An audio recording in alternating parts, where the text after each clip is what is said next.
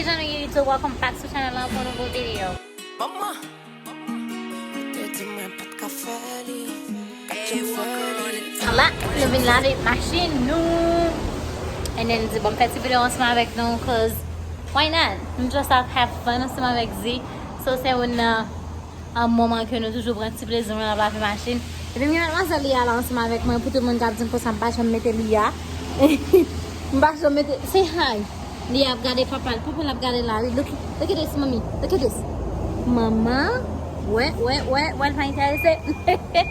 So yeah, nous venons là, nous allons un petit fun, un petit family fun. Parce que peut-être moi mettre un petit rouleau dans tête moi et puis figuer ça make-up là, c'est parce que j'étais off aujourd'hui. Hein?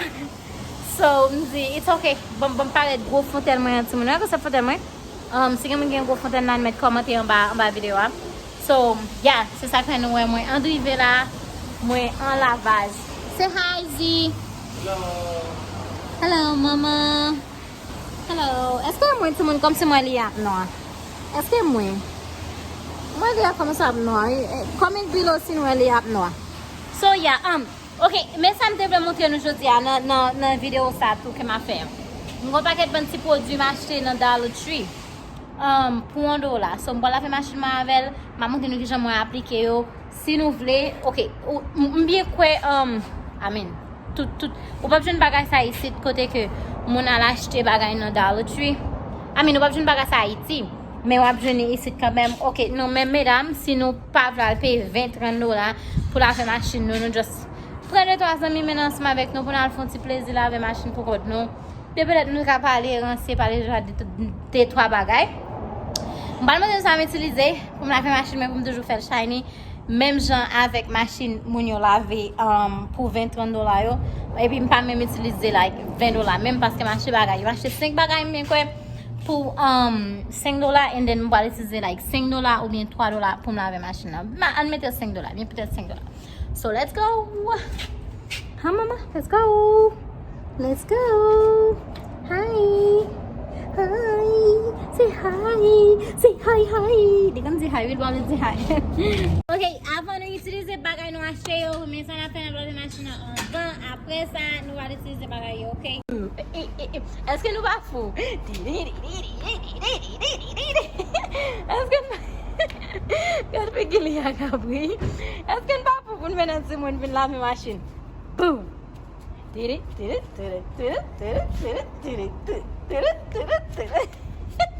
Alia. Cara, shit, ali fin demasiado semua lah.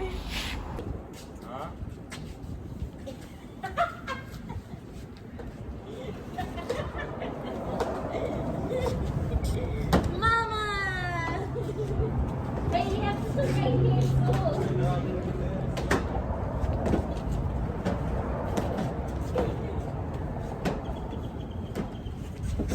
How much you put in there?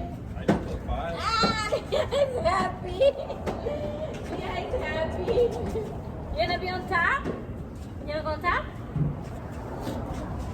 You imagine I just stay on top of this, like right there, and then you like put it on. So big.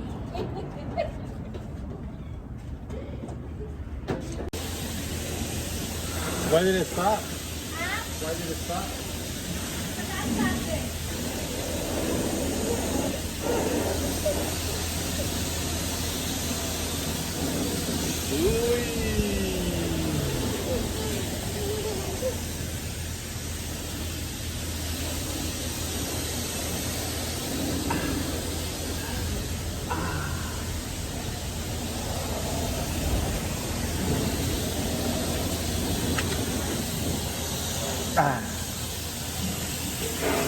He's wetting her, bro.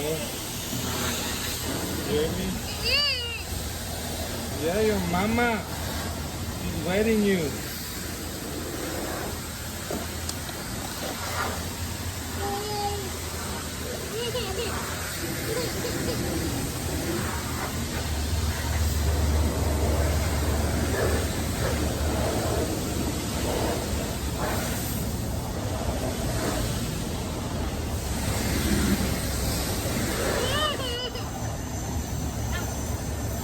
What else do we put?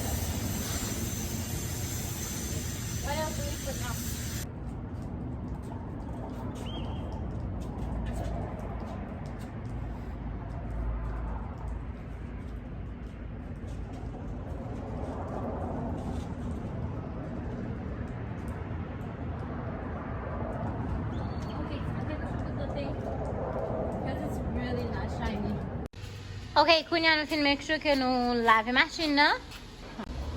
Nou pal utilize sa ki se washing wax. Son gel liye pou machine wap jene nan Dollar Tree pou $1. Nou pal vide sou machine nan, nou pal bien fubil, and then nou pal rinsel, and then nou pal resiye anko. Apre sa pou nou ekija machine nan wali.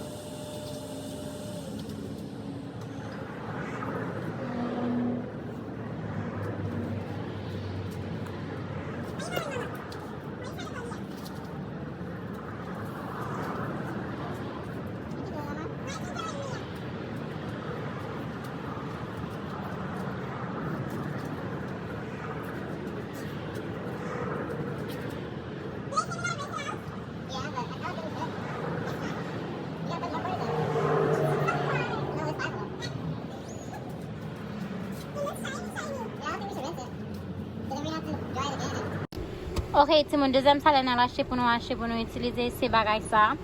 Ki se yon tire shine. Wap utilize nan tire ou. And then what is this one? And then sa se troisième bagay la ki se auto glass shine. So utilize li ap ba moun bwi la. Ou utilize sa pou video. Kounya na vacuum.